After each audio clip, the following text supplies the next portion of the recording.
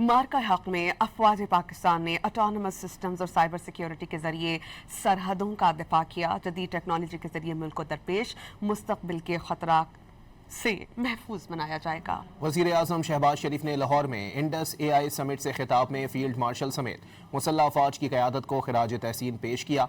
आज़म जाहिर किया कि पाकिस्तान को जदीद टेक्नोलॉजी में सफ़े अव्वल का मुल्क बनाएंगे।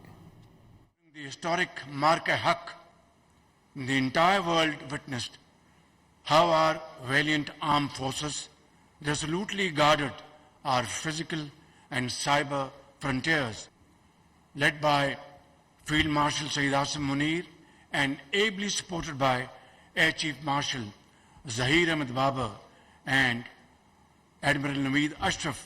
Our brave armed forces proved beyond any ray of doubt that Pakistan possesses not only the iron resolve to safeguard its sovereignty, but also the indigenous capability, technological prowess and operational excellence required to employ advanced autonomous technologies in defense of our motherland.